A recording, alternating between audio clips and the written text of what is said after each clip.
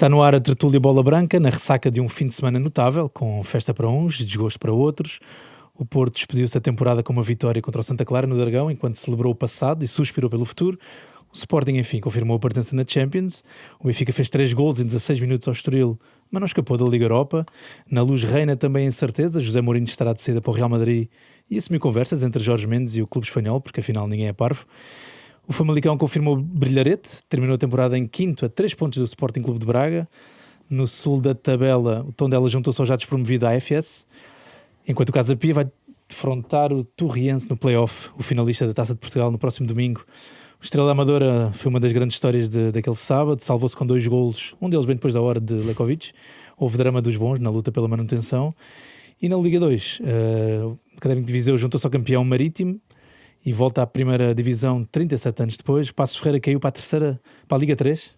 Sim, uma coisa que nos deixa a todos de boca aberta. Não estavam assim há tanto tempo na Primeira Liga. E o Farense vai jogar contra o Belenenses para decidirem a vaga na Segunda Liga. Finalmente o Amarante confirmou o título da Liga 3 e viu a Académica juntar-se à festa. Os estudantes também voltam ao segundo escalão, passados 4 anos. Comigo no estúdio da Renascença em Lisboa estão os treinadores. O treinador. Ainda não tens os cursos. É treinador. Ainda não tem o curso. Rui Miguel Tavares. O treinador Blessing Lemoeno. Treinador de memórias. Certo. Treinador das memórias. E Rui Miguel Tavares. Bem-vindos, senhor. Eu sou o Hugo Tavares da Silva. Rui, admite já. Aposto já estás a esfregar as mãos com aquele Belenenses Farense, ou não? É verdade, sim, claro.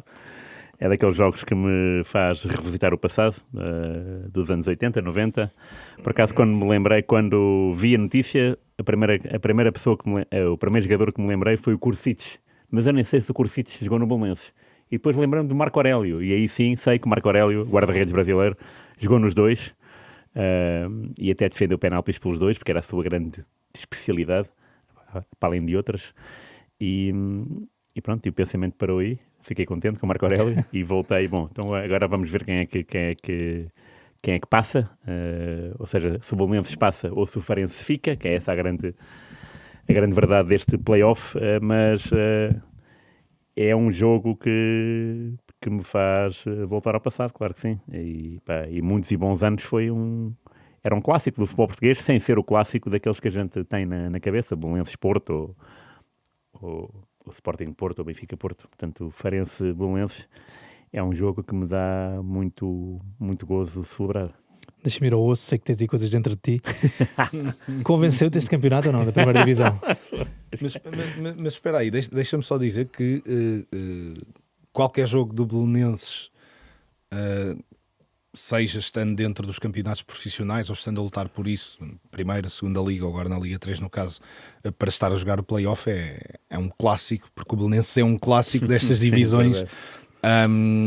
E portanto acho que não estou a torcer nem por Belenenses nem por Farense, não é essa a questão, mas de facto já há algum tempo que se sentia alguma saudade do Belenenses estar dentro destes palcos. Não se sabe se vai conseguir ou não, mas já ter um jogo desta importância significa qualquer coisa. Yeah, verdade. E convenceu-te este campeonato da primeira divisão? Sabes bem que não é? Tínhamos vindo a falar sobre isso. Foi um campeonato que até ao Porto ser campeão nacional com mérito, a verdade é que só uma equipa ganhou a um grande. Os grandes são, obviamente, Porto, Sporting e Benfica. Só uma equipa, o Casa Pia. E isso, para mim, torna o campeonato um bocado insonso só nesse prisma, né? Não estou a falar de outros, porque muitas vezes nós associamos o campeonato alemão a uma coisa monocórdica, que é, né? Que é o Bayern campeão. Podemos também assumir o campeonato inglês, um campeonato entregue a 2 equipas, mais ou menos. Se quer o Arsenal até pode furar o bloqueio 22 anos depois. O campeonato italiano também tem sido Nápoles e Inter. Mas nesses campeonatos, em que de facto até pode haver um vencedor ou dois grandes candidatos, há muitas derrotas entre eles e há muitos tombas gigantes, não é? E em Portugal só o Casa Pia foi tomba gigante porque o Benfica não perdeu. E esta é uma história engraçada, porque o Benfica, como nós uma vez dissemos aqui com o Oscar e com o Oscar Botelho e com o Diogo Pombo, é a primeira equipa do mundo a ser campeã sem derrotas, Tu disseste. a ser vice sem derrotas e agora a ser terceira sem derrotas. Não acontece É impensável acontecer isto a uma equipa destas. Isto acontecer a uma equipa, ponto. É impensável acontecer uma coisa destas a uma equipa. Certo. Mas o campeonato, portanto, a Benfica, Porto e Sporting, e só uma equipa que ganhou. O Benfica foi invicto, o Sporting só perdeu com Benfica e Porto, e o Porto perdeu com o Casa Pia. Depois perdeu com o AFS, mas até ser campeão só perdeu com o Casa Pia, e isso, enfim, é desmotivante. Diz bem do campeonato que é, embora haja grandes equipas, e por acaso eu tenho insistido muito na tecla do Famalicão que tu agora falaste. Nos últimos dias nas últimas tertúlias, tenho falado do Hugo Oliveira e da equipa dele, e do esquema e de tudo, de como o futebol é pensado. Agora, há situações, também elas bizarras. O Porto, por exemplo, é o terceiro melhor ataque do campeonato. Não é muito frequente uma equipa campeã ser o terceiro melhor ataque. Só por 2 golos não é o quarto. É 64 golos e o Braga tem 62. O Arouca acabou em 8º lugar. É o segundo a pior defesa. O Arouca. Portanto, quando marcaram, foi para valer mesmo. E acho mais por causa da primeira volta do que propriamente da recuperação que fizeram depois na segunda. Sim, claro. Mas pronto, é claro que depois quando olhamos para os números é muito interessante, e outra estatística interessante é se isto fosse um campeonato a 2 pontos, o Benfica é que é a Liga dos Campeões e no Sporting. Porque de facto não perder e empatar muito num campeonato a 2 pontos dá jeito, não é? Com 3 não dá. Então, se não me engano, acabavam os dois com 57 pontos, e em virtude do primeiro critério de desempate, o Benfica ficaria à frente do Sporting. E, se não me engano, ambos ficavam a 2 pontos do Porto só. O que também era engraçado, né? Porque agora a distância é mais evidente. O que também traduz a evidência que foi o passeio do Porto, digamos assim, porque foi líder desde a 4ª jornada, e isso não há... não estamos aqui a beliscar o título do Porto, estamos a beliscar o futebol nacional, ou melhor, o futebol do Campeonato Nacional. Felizmente, há o Amarante da nossa vida, campeão da 3ª, que é lindo. Há o Torriense Faf na meia-final, que devia ser a final da taça. Pronto, logo. Auto-eliminávamos o Porto e o Sporting e ficava Torriense Faf. E pronto, agora falando a sério, há o Torriense na final da taça. E isso sim é festa do futebol, e mesmo que o Torriense fosse o 17º da primeira divisão, não é pelo facto de estar na segunda, claro que isso tem um valor acrescentado, mas é pelo facto de ser uma equipa que vai poucas decisões e está ali. Isso é ótimo para o futebol português, tal como foi ótimo o Vitória Sport Clube ganhar a Taça da Liga. Portanto, temos num ano em que vai haver 4 campeões das competições maiores, não é? E isso é muito raro acontecer, 4 campeões, obviamente são 4 clubes a ser campeões. Isso só aconteceu 2 vezes neste século, porque também só há 4 competições neste século, não é? É uma boa notícia o Torriense estar na final, e espero que cometa o feito da sua vida, porque é disso que todos nós precisamos. Da mesma forma que quando o Mourinho veio para Portugal, para o Benfica, mudou a Liga Portuguesa em matéria de atenção. É claro que mudou, não é? Bruno Lage não é um treinador com o carisma e nem com o currículo de José Mourinho, e portanto quando o Mourinho abraçou o Benfica, o mundo abraçou o futebol português, porque está ali o Mourinho, bora lá ver o que é que ele consegue. Era muito interessante o Torriense ganhar a taça, porque Portugal seria falado no mundo todo durante pelo menos um dia, não é? Uma equipa da 2ª divisão ganhou a taça. Bolas, isso é lindo. Nunca aconteceu em Portugal, já aconteceu noutros países. Portanto, parabéns ao Torriense em advance. A ver se para a semana fazemos um parabéns Torriense em pós. Antes de perguntares, deixa-me só, prometo que vou ser mesmo muito, muito rápido, porque quero aproveitar aqui para achincalhar um bocadinho a forma como nós pensamos aqui no desporto, nas competições e naquilo que deveriam ou não ser situações de exceção. O vencedor da Taça da Liga não participa na Taça da Liga para a próxima época, portanto não vai ter hipótese de defender o título, Vitória. Absurdo, portanto, mostra o que é que a competição vale ou não. Sim, segunda coisa, Torriense vai jogar dia 24, primeira mão do play-off de subida, dia 20, dia 24, final da Taça de Portugal, dia 29, segunda mão do play-off de subida. Torriense vai ter que escolher coisas. Isto faz sentido? Não faz sentido?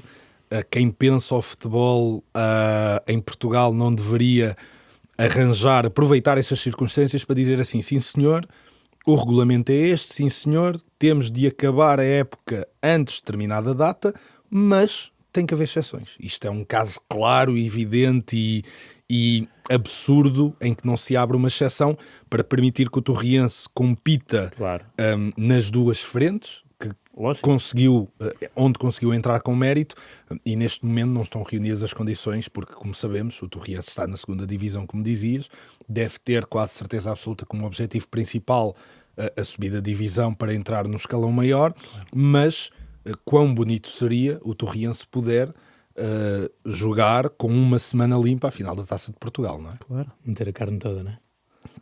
E pronto, era só isto. E foi muito bem. Mas Blessing, pergunto o que é que... E já vamos ao legado de Mourinho e do que trouxe e não trouxe, e o que é que nós esperamos do que vem aí. Houve alguma história que te agarrou especialmente neste fim de semana? Gostaste desta... Ou seja, esta emoção toda de Casa Pia estava-se salvo, sei lá, estava com a salvação na mão, de repente o Lekovic, já depois do jogo do Casa Pia, faz o gol aos 96. Enfim... Eu vou-te dizer que a história que me agarrou não teve tanto que ver com os dramas de mudanças na tabela classificativa, que ainda houve alguns, desde o início dos jogos até ao final ainda houve alguns, e com esse drama final do golo em Braga, que aguenta o Estrela.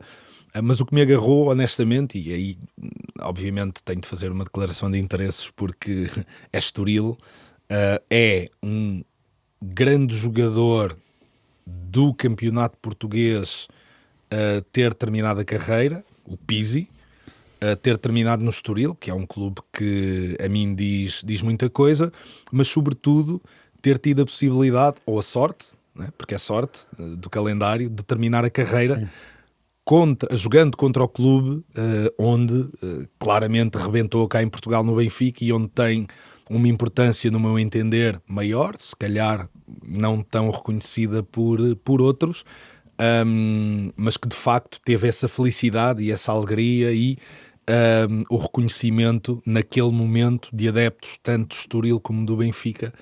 Portanto, para mim, essa foi a história que me marcou particularmente. Falando de futebol, apesar disto também ser futebol,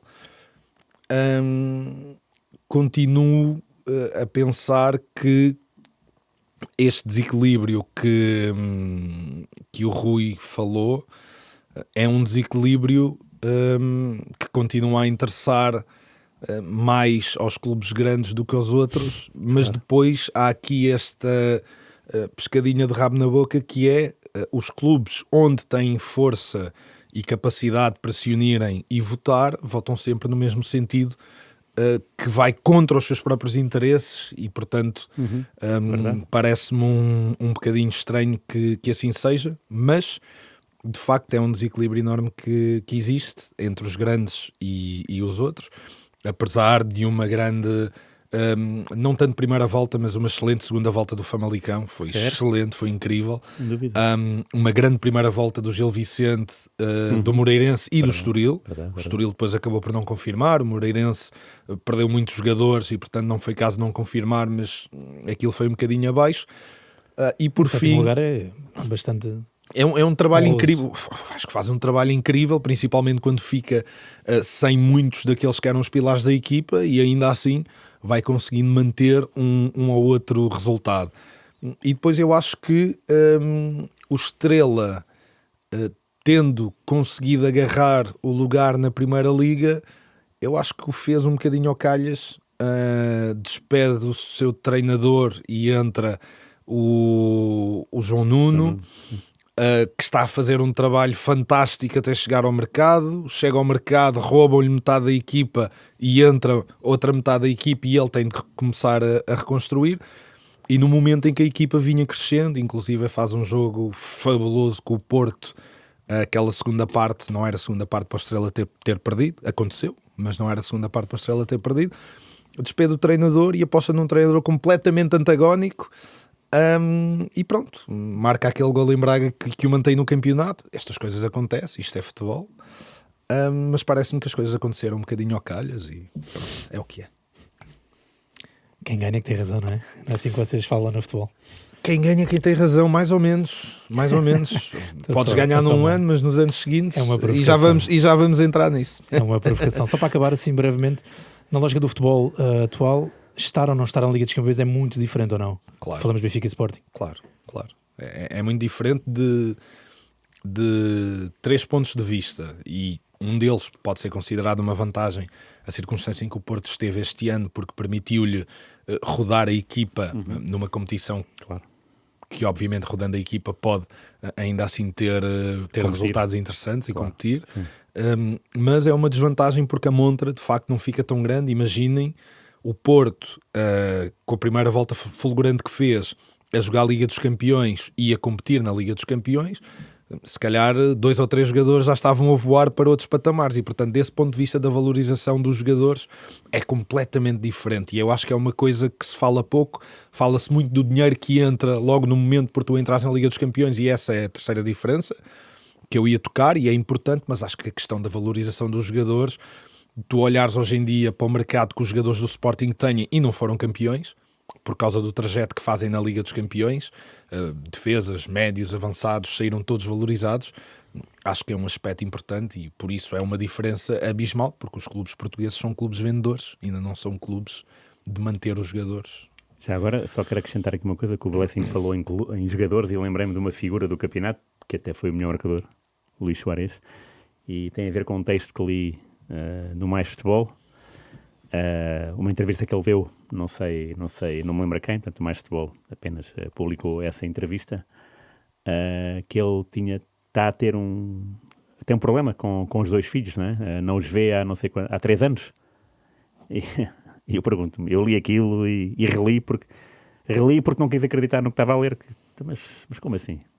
Como é que esta pessoa consegue viver, quanto mais jogar, pressionar, marcar, celebrar, passar por cima de obstáculos, que foi o penalti falhado, 2, não é? Mas um deu gol na recarga com o Porto, o outro foi com o Benfica.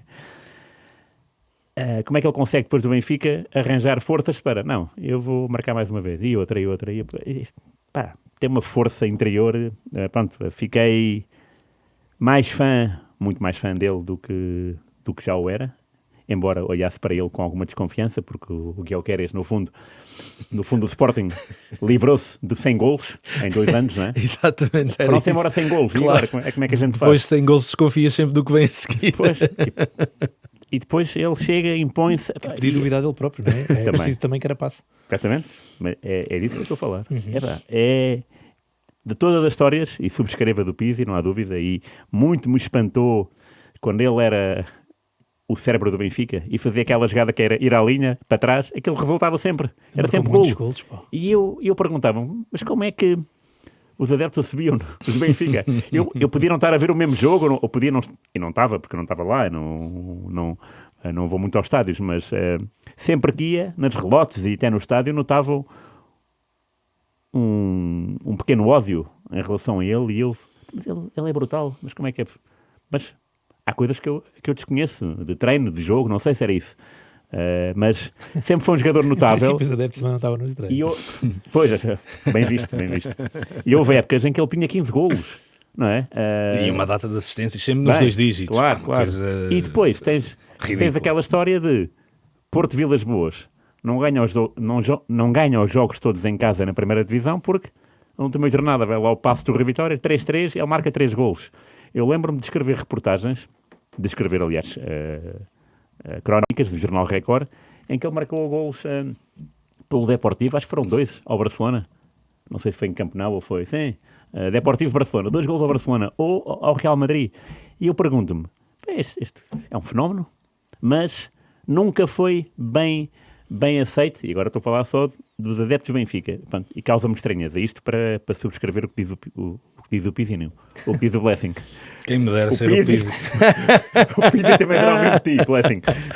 Mas isto para do Luís Soares queria acrescentar, porque olha, nunca falei disto com ninguém, li e fiquei de boca aberta. 3 anos sem ver os filhos, que é isto? Impensável. E lutar contra isso, lidar com isso, aliás, era preciso falar com o Rui Borges e com os companheiros dele no Sporting, e também era preciso que eles fossem totalmente honestos e verdadeiros, e às vezes as pessoas também escondem a verdade, para dizer, para abrir o coração, porque isto é mesmo uma notícia para ser dita de coração aberto. É incrível. Como é que é? Incrível de mau. Ele conseguiu superar, ser o melhor marcador, portanto, chegar, ver e vencer, tal como foi o Gyökeres. E é impressionante. Impressionante a história de vida. Vamos ver no Mundial. Se ele marcar a Portugal, eu continuo a admirá-lo na mesma. Ele pode marcar. Não há stress. Pode marcar 2 golos, 3. Não há problema. Ele suspirou agora da Liga. Exatamente. Imagino que sim. Ainda bem. Vamos à novela de verão. De verão, meu Deus. Vamos à novela do momento. Já é de verão, já terminou Sim, o campeonato, já se calhar podemos dizer que é verão. Se calhar é a mesma história, se não houver mais nenhum grande jogador a aparecer, se calhar é a história do verão. José Mourinho, que se assumiu benfiquista, finalmente, segundo rezavam alguns relatos. Já falaram um pouco no que ele trouxe ou não trouxe, falaste mediaticamente, mas Blessing, o que é que Mourinho veio cá fazer em termos de o que é que mudou no Benfica? O que é que... Há bocado ia entrar quando vocês estavam a falar, o Rui estava a falar daquela questão do terceiro lugar sem derrotas. Eu ia perguntar se na tua perspectiva de treinador, se ficar em terceiro lugar sem derrotas, se não te comia por dentro, porque será que não quer dizer que em certos jogos não foste com tudo e arriscaste perder? Não sei, isto pode ser uma preto e branco no futebol, acho que é básico demais, mas incomodava-te ou não? Eu não estava a ver ali por aí com esta pergunta, estava a ver outra e já estava a pensar na resposta. Para responder às duas. Eu percebo o teu ponto. Havia um treinador, o homem ainda está vivo, Paco Remes, que dizia que preferia perder a empatar, ou seja, que nunca fazia as contas, e ele na altura estava no Raio Vallecano, nunca fazia as contas relativamente ao número de pontos que tinha de conseguir fazer a contar com empates, fazia com vitórias e com derrotas, porque mais lhe valia perder 2 jogos e ganhar um do que empatar 2 jogos e perder o outro. Portanto, ele pensa sempre que o melhor, se o jogo estiver empatado, isto significa, traduzindo isto ou concretizando isto em situações de jogo, que se o jogo estiver empatado ele vai arriscar tudo para ganhar, mesmo com o risco de perder. Portanto, não vai ficar satisfeito com o ponto. E eu acho que a tua pergunta vai mais ou menos nesse sentido. E eu acho que há jogos e há momentos. E houve momentos em que Mourinho foi conservador, não tanto nas mexidas que fez, ou seja, nas posições em que mexeu e depois dotando a equipa dos jogadores de características mais ofensivas, colocando isto por aí, mas no período em que mexeu. Ou seja, mexeu muitas vezes muito tarde. E houve algumas vezes em que essas mudanças tiveram algum impacto, e nós treinadores, estou a dizer nós, o Mourinho é outra estirpe, mas os treinadores são muito marcados e muito impactados quando as coisas correm bem, quando fazem determinadas escolhas e as coisas correm bem. Portanto, querendo ou não lutar contra isso, se estivermos conscientes, muitas das vezes as nossas decisões vão no sentido de repetir aquilo que fizemos, porque temos ideia que vamos ter no final as mesmas sensações. E eu acho que aquilo que se viu durante esta época foi mais ou menos isto. Poucas vezes vimos um Mourinho de rasgo, seja para ser mais conservador ou para dotar a equipa de maior capacidade para atacar.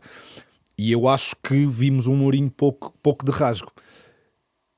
Se me perguntares a que é que isso se deve, eu acho que isso se deve muito, e eu estava a falar disto, da forma como as decisões que nós tomamos e os títulos que nós ganhamos e etc, vão marcando e vincando as nossas decisões e o nosso padrão de decisão no futuro. E eu acho que o Mourinho está muito marcado por isso, sobretudo pela forma como foi tendo sucesso ou não foi tendo insucesso, e eu acho que isto é um fator importante que vou demorar 20 segundos a falar, que não teve insucesso nos jogos com equipas grandes e em jogos de provas a eliminar.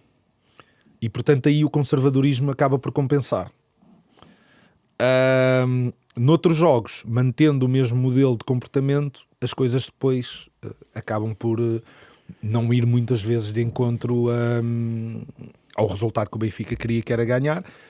E tem que se dizer isto, o José Mourinho a determinada altura disse: o Benfica é uma equipa muito difícil de bater e de defrontar, ou é muito difícil jogar contra nós.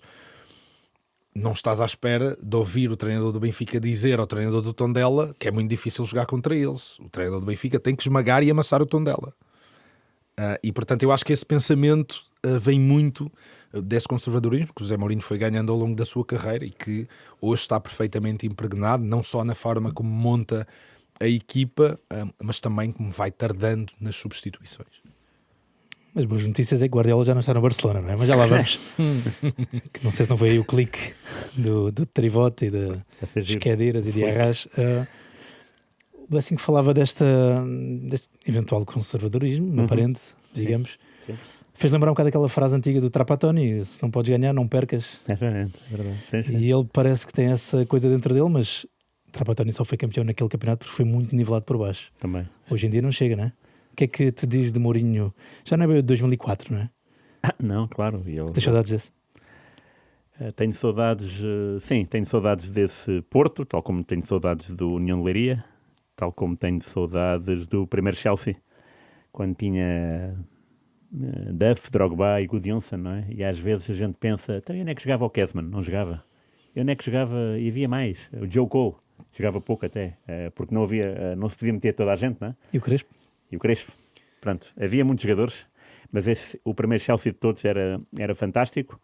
O Inter, não me lembro se era fantástico ou não, mas aquele que ganhou naquelas duas épocas, como foi arrebatador, eu não me lembro mesmo de não Eu ter gosto memória. do Inter do primeiro ano. Pronto, ok. Eu gosto. Eu não tenho noção. Eu sei Gostos à parte. Mas no gosto. segundo era mais e melhor do que as pessoas pintam que é só aquela equipa que defendia em Camp Nou e pronto. Não, eu também concordo com jogaram isso. acho que não era assim. jogaram Eu muito também mais do que concordo isso. com isso, mas Claro, eu gosto claro. muito Pandev, mais. Schneider, Diego, Milito. Gosto mais do Inter do primeiro ano, até pelo o próprio sistema de jogo. Era o Ibra, não é? Dizia que o Ibra e o Adriano e o Balotelli algumas vezes, mas jogava em 4-4-2 losango.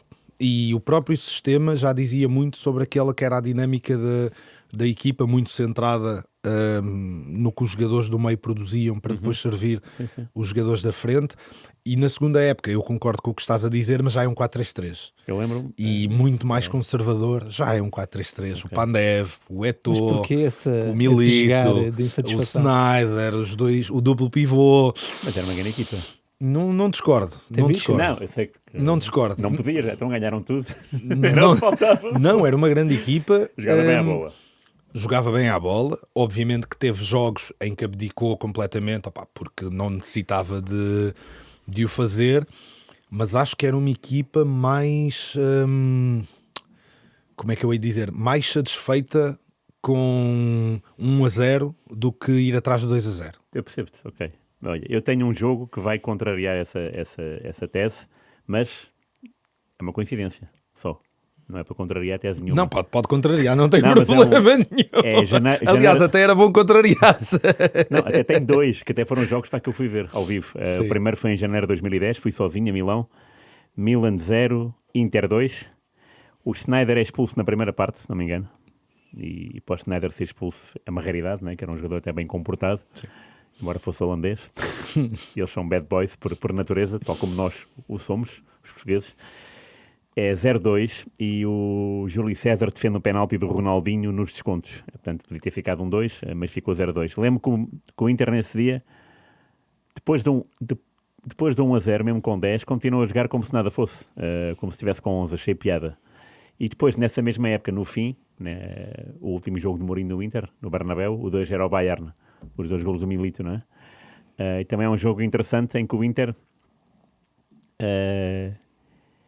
é cauteloso, tal como é o Bayern, mas em momentos decisivos do jogo e até por largos períodos consegue ser uma equipa, consegue transmitir o Mourinho de antigamente, aquele futebol que é para arrasar. Vamos acabar com este adversário, seja o Milan ou o Bayern. Aquilo que eu não vi este ano no Benfica de Mourinho foi, por exemplo, e é um jogo fatal para o Benfica, em Famalicão.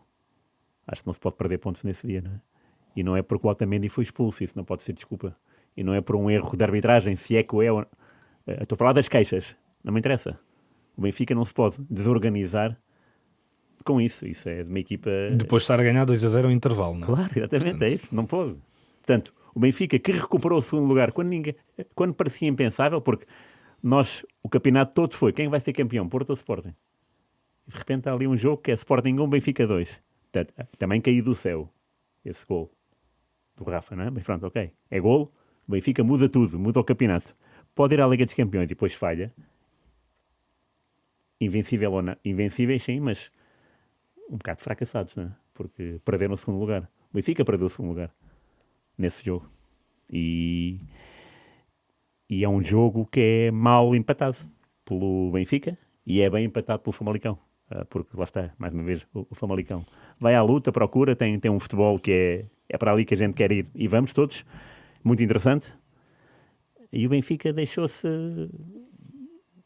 muitas teorias da conspiração. Isso acho que fez mal nesse dia ao Benfica. E fez mal na época toda, porque de facto o Benfica é eliminado pelo Porto na Taça de Portugal, não sei em que eliminatória, quartos ou oitavos, não sei. É eliminado na meia-final da Taça. É eliminado na Taça da Liga já depois do Sporting ter sido eliminado. Portanto, o Sporting, não foi? Acho que primeiro caiu o Sporting. Portanto, o Sporting deu o aviso. E o Benfica no dia seguinte caiu na esparrela. Portanto, a retirar de glorioso, como é o Benfica, só, de facto, aquela noite mágica, né? O 4-2 do Real Madrid é mágico. Eu lembro de estar no sofá e estar a delirar com isso. O que se calhar explica onde chegámos hoje, não é? E eu depois acho que tu falaste dessa noite mágica e eu acho interessante porque o Benfica teve jogos com um nível muito alto, certo? com José Mourinho, mas depois teve jogos com um nível muito baixo também, e mais do que isso, ou seja, a moda, se olharmos para os jogos do Benfica usando esta medida estatística, a moda foram jogos em que o Benfica tinha picos de coisas incríveis e picos de coisas desastrosas dentro do mesmo jogo. Portanto, andava dentro do mesmo jogo, sim. Para cima e para baixo, a oscilar, nunca conseguiu ser consistente ao ponto de se segurar. Por exemplo, um jogo que o Benfica perdeu e eu acho que não há absolutamente nada a apontar. Podemos, obviamente, depois estrinçar os erros que levaram a que o Benfica não tivesse conseguido ultrapassar o Real Madrid no play-off depois da fase de Liga, que foi o jogo no Bernabéu. O Benfica faz um jogo incrível. O Benfica faz um jogo incrível no Bernabéu. Se o Benfica, do ponto de vista interno, tem sempre aquela produção ofensiva e defensiva e foco, não estávamos a falar do Benfica em terceiro lugar. Sim. E o Benfica perdeu o jogo. Yeah. Portanto, acho que foi um Benfica muito inconsistente. Acho que José Mourinho nunca conseguiu impor aquilo que queria em termos de jogo para que fosse consistente. E desse ponto de vista, de treino, de implementação de uma ideia de jogo, eu sei e defendo sempre que os treinadores têm pouco tempo, que um ano não chega, ainda por cima José Mourinho não montou o plantel. Concordo com isso tudo, e são tudo fatores que podem ajudar a explicar isto, mas também podemos dizer que de facto José Mourinho falhou na sua tarefa principal, e para mim a tarefa principal nem sequer era ser campeão. Eu sei que foi contratado para isso. Para mim a tarefa principal era conseguir que a sua equipa conseguisse reproduzir os comportamentos que ele queria. Na maior parte dos jogos isso não aconteceu. E outro jogo bom foi no Dragão para a Taça, por exemplo. Dragão para a Taça, precisamente. Portanto, eu também acho não que merecia ser eliminado ali. Acho que o Benfica fez, mas depois olhas para determinados jogos e... Mas sempre foi um pouco o que se disse no início, que era ok, Mourinho se calhar vai juntar as tropas e vão defender melhor, mas conseguirá ajudar contra equipas pequenas. Sim, o defender seja, melhor... Sim, pronto, estamos a falar de mais harmonia, não sei, o pressings e tal. Não, eu estou a dizer isto concordando com o argumento do Rui, que Benfica com 10, sim senhor, a jogar em Famalicão, que o Oliveira montou e foi crescendo sempre e montou uma equipa fantástica de facto, e fez um final de época incrível, todo o mérito ao Famalicão. Mas o Benfica, com a qualidade individual que tem e coletiva do ponto de vista defensivo que deveria ter, não pode sofrer 2 golos de Famalicão em 45 minutos. Pois, a questão era se ele conseguiria ajudar contra blocos baixos, contra equipas que defendem um bocado mais atrás. Essa sempre foi a dúvida, se Mourinho seria ou não capaz de transformar isso. É verdade que se calhar recuperou o Sheldrup. Sim. Teve algum mérito, alguns méritos individuais. Há aquela questão da formação que disse que era preciso coragem a um treinador para os colocar. E não teve. Ou não os colocou, se formos ver os minutos, está curto. Mas o Sheldrup, eu estava aqui, lembro-me, na primeira vez que cá estive convosco, eu a criticar muito o Mourinho por não colocar o Sheldrup. Portanto, José Mourinho, muito perdão. Se calhar ouviu-te e começou. Se calhar ouviu-te e começou. Deixa-me só brevemente. Real Madrid quer José Mourinho, aparentemente, não é? Eventualmente vai sair. Quão surpreendidos estão com esta decisão de Florentino Pérez? Como é que chegámos aqui passado 13 anos? 13? Eu estou surpreendido, mas não estou surpreendido. Ou seja, eu entendo perfeitamente o que Florentino quer. Mais do que Florentino quer, o que o Real Madrid precisa. O Real Madrid não precisa de um treinador que, do ponto de vista tático, seja brilhante. E foi por isso, no meu entender, e por aquilo que as pessoas vão falando, que Xabi Alonso cai. Portanto, quis tornar o jogo do Real Madrid muito complexo. E de autor. Que é o que ele é. É a natureza dele como treinador. Precisa mais de um treinador mais adaptável, mais moldável àquilo que os jogadores lhe podem trazer e, sobretudo, não perdendo o foco, obviamente, no rendimento da equipa ao longo da Liga, que se foque provas a eliminar, em criar uma equipa, uma estratégia, um modelo que tenha ou permita que o Real Madrid chegue sempre muito longe na Liga dos Campeões ou até possivelmente a ganhe. E olhando para o mercado, não estou a ver, mesmo até de alguns treinadores como Klopp, que se falaram que poderia ser uma boa alternativa para o Real Madrid, se calhar pelo palmarés, pelo respeito institucional que o próprio treinador já tem por parte de toda a gente, poderia funcionar. Mas o Klopp é muito exigente do ponto de vista tático. Ele não ia querer jogadores que não corram para trás e depois para a frente também. Para a frente. E depois para a frente também. E sem bola. E portanto percebo o racional do José Mourinho, olhando para o mercado. O que eu não percebo é, passado tantos anos longe desses palcos e sobretudo com resultados abaixo do que seria esperado, José Mourinho ainda ter esse capital, mas é mérito dele. O que ele construiu na carreira permite-lhe que neste momento, mesmo sem grandes títulos, grandes resultados, as pessoas ainda pensem nele para esses trabalhos. Verdade. Sim, isso sim. O que é curioso é, sempre que havia uma crise no Real Madrid, seja de balneário e de resultados, fala sempre no general, Mourinho, não é? Mas depois olhamos para a história, ainda que ele tenha em 3 anos conquistado uma liga, foi a Liga dos Recordes, 100 pontos, uma taça e a Supertaça, e Liga dos Recordes, mais golos marcados. E 3 semifinais da Champions, que não é pouco. Não é pouco pelos resultados anteriores também. Precisamente.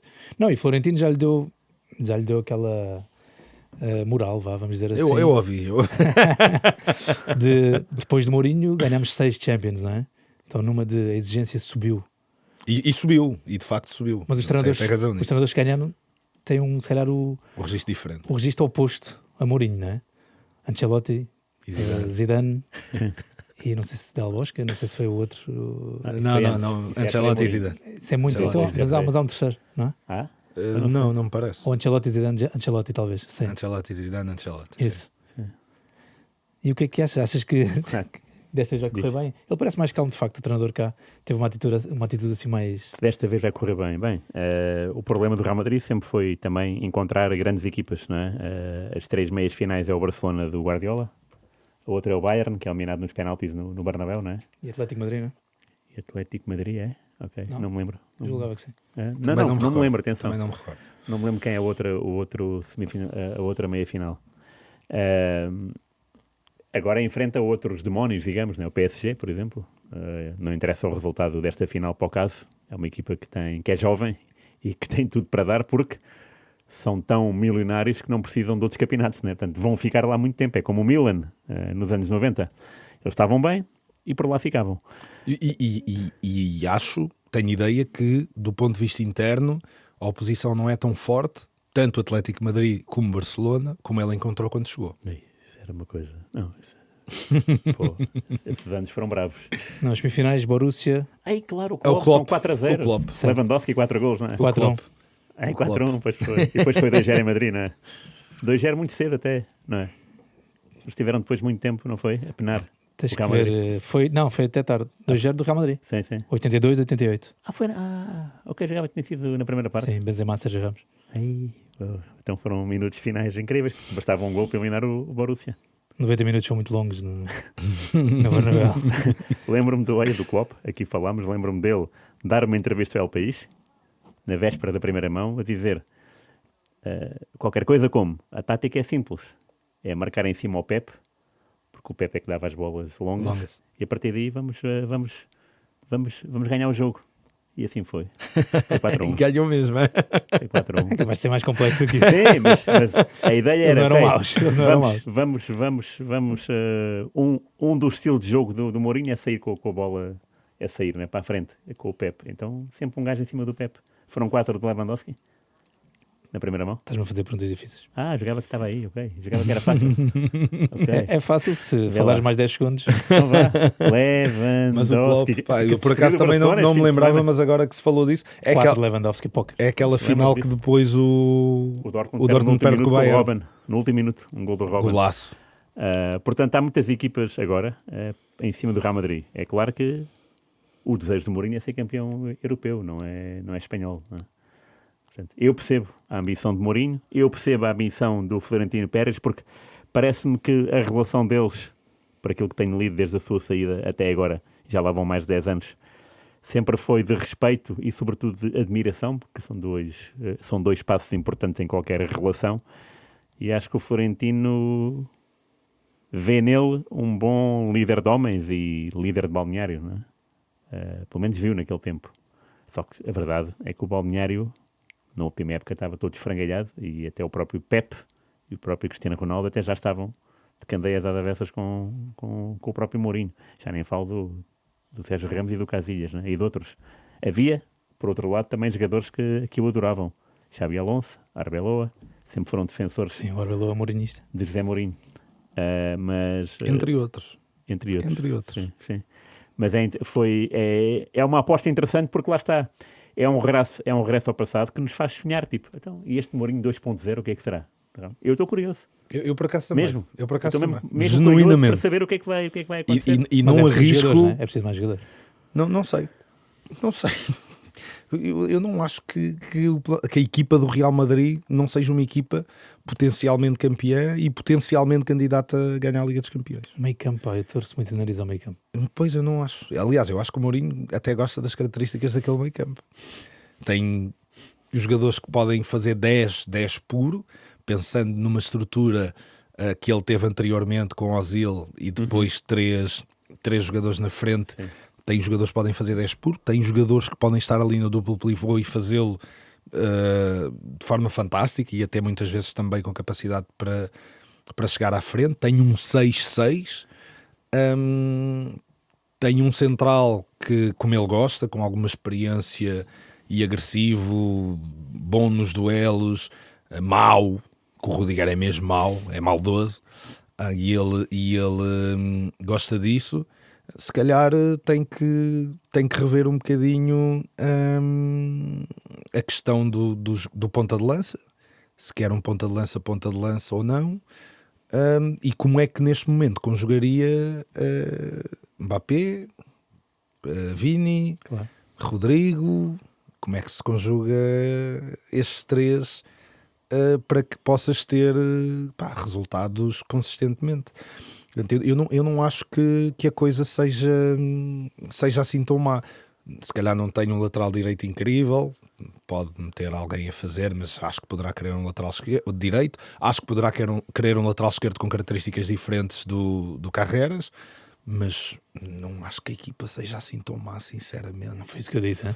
Acho que... Estava a falar de Liga dos Campeões e... Mas mesmo para nível Liga dos Campeões. Tudo bem, achei só que depois de Casemiro, Modric e Kroos 10 anos, achei que a ressaca eu percebo, foi curta. Mas tu jogares com o Tchouaméni, com o Bellingham e com o Arda Güler, ou com o Brahim Dias, ou com o Valverde, ou com o Camavinga, isto não é assim tão mau. É capaz de dar, é? Mas Para acabar rapidamente, meus amigos. Enfim, a parte 2 da novela é quem é que vem para o Benfica, não é? Se isto acontecer tudo. Antes da resposta destes cenários, queria-vos perguntar quem é que vocês escolheriam ou gostavam de ver neste contexto, sei lá, que ande pela Europa ou pelo mundo, assim, de classe média alta, que fosse possível, mas não se fala e parece impossível, mas pronto. Ocorre-vos algum? Gostavam de... eu já me vendi, eu estou disponível, estou no mercado. O Lessing Lumeno está disponível, já me entreguei, mas eu acho que mais do que nomes, acho que parece estar a repetir isto, parece que é um papagaio. Mais do que nomes, o Benfica tem de escolher em primeiro lugar e decidir um projeto esportivo, e depois um treinador cuja avaliação destas valências encaixem perfeitamente no projeto esportivo, para não acontecer o treinador entrar e cair à 10ª jornada, ou à 5ª jornada, ou à 7ª jornada, ou à 15ª, ou à 20ª jornada. Mas nunca houve essa visão, não é? Mas o problema é esse. Schmidt, Lage e Mourinho... Portanto, o problema não é quem é o treinador que vem. É que projeto é que existe para aquele treinador. E, portanto, enquanto o Benfica não resolver isso, eu acho que não vale a pena estarmos a falar de nomes. Mas sendo o Rui Costa tão benfiquista e percebendo o clube, não estranha... Não é estranho ele não... A identidade não estar clara na cabeça dele. Se calhar não. É capaz de ser normal. É um dirigente como os outros. O sentimento não entra. Não sei. Tem que entrar. Não sei. Tem que entrar porque é um treinador, não é?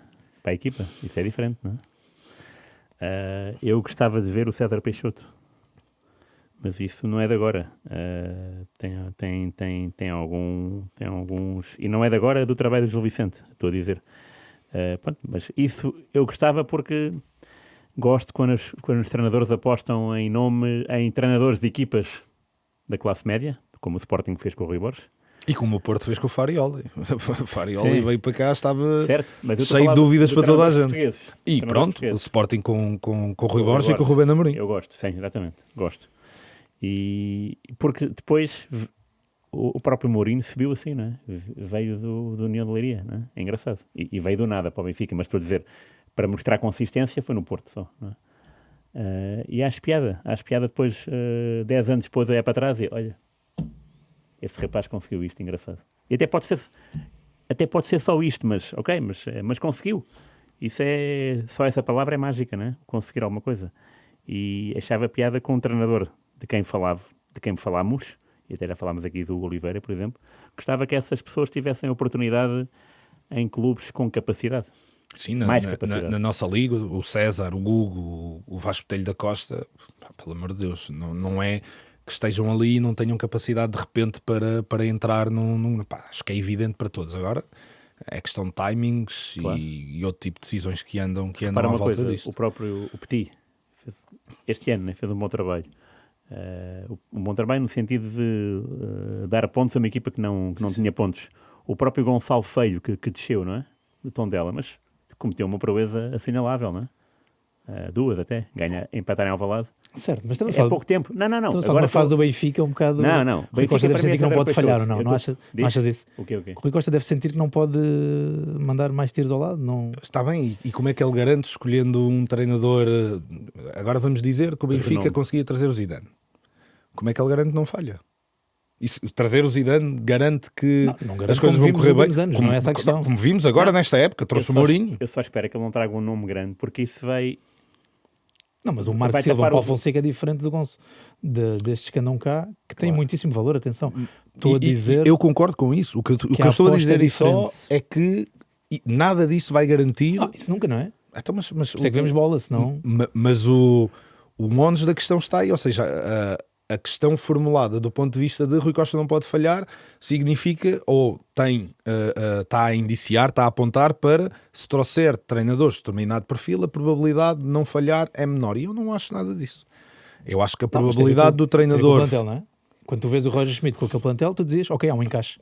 Mas é isto, a maior probabilidade, ou tu garantis maior probabilidade do projeto não falhar, não é o nome de treinador. É o projeto para o treinador e como é que tu vais suportar o treinador para ele traduzir as ideias no campo. Não é o nome do treinador. E portanto eu acho que isso é que é o principal. Foi isto que o Sporting fez com o Rubén Amorim, que está a fazer agora com o Rui Borges, foi isto que o Porto fez com o Farioli, foi isto que o Benfica fez com o Roger Schmidt, e os resultados são evidentes, são óbvios, são lógicos. Isto é lógica. E vais ganhar mais vezes O assim. Benfica tem ganho menos. E o Benfica, nas últimas 6 épocas, ganhou uma vez, não é? Pá, portanto, está aí. Está aí. E se fosse o Zidane era mau sinal, porque os adeptos iam atrás disso, não é? Tal como foram atrás do Mourinho, não é? E era engraçado ser um nome menos habitual. Mas o Zidane, de repente... Bem... Não, tu acha quem foi lidar? Foste tu ou foi ele? Não, foi, mas tudo bem, mas o Zidane não é um treinador... Não, eu disse claro. Zidane por causa Da aura toda, do eu percebo, Palmarés, não é? Claro. Até Sim, podia mas ser há o de perceber Klopp, uma não é? coisa ou duas daquilo. Não, claro, eu sei. Mas o Mourinho também percebe, não é? Só que às vezes... Sim, mas tem menos cariz ofensivo. Já sabíamos todos, se calhar, que não era assim. Aliás, Exatamente, já vimos todos. E o próprio Rui Costa. não sei, pronto. Mas não perdeu. E essa é que é a questão. Se calhar o Mourinho garante mais não derrotas do que muitas vitórias. Logo se vê. Se calhar no Real Madrid será diferente. Mas lá está, naquele campeonato dos 2 pontos, não é? É um bom paralelismo. É um bom texto até por fazer. Então, carrega. A Tertúlia Bola Branca fica por aqui, meus senhores. Obrigado a Blessing Lemoeno, ao Rui Miguel Tovar, ao Oscar Viana e ao Ricardo Fortunato pelos cuidados técnicos. Voltamos para a semana. Um abraço a todos. Bola branca.